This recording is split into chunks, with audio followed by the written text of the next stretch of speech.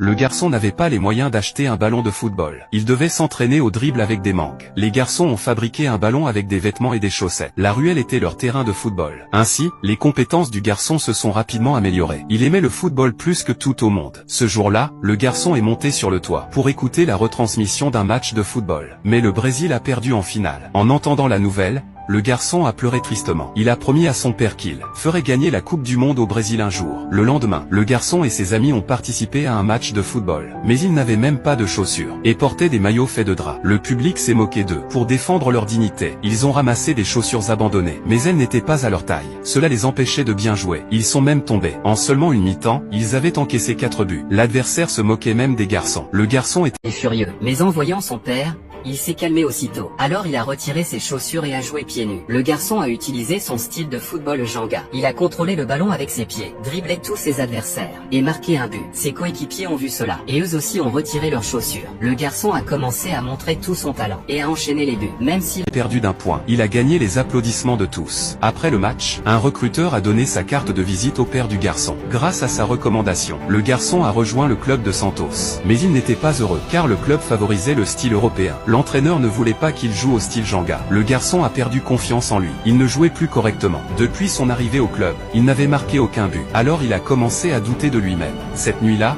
il a fait ses valises. Il voulait abandonner le football et rentrer chez lui. À la gare, le vieux recruteur a retrouvé le garçon. Il lui a dit que le Jenga était l'âme du football brésilien et l'a encouragé à suivre son propre style. Alors le garçon est revenu dans l'équipe. Cette fois, il a ignoré les ordres de l'entraîneur et a joué selon le style Jenga. Le garçon a commencé par un contrôle et un dribble rapide. Face à la défense, il a jonglé avec le ballon, puis a sauté en l'air et marqué un but avec un retourné acrobatique. Tout le monde a acclamé le garçon. Même l'entraîneur a reconnu son talent. Après cela, l'âme du Jenga s'est réveillée en lui. À 18 ans, le garçon a marqué 6 buts à lui seul et a aidé le Brésil à remporter la Coupe du Monde. Alors, voici la question. Quel joueur aimes-tu le plus regarder jouer au football ?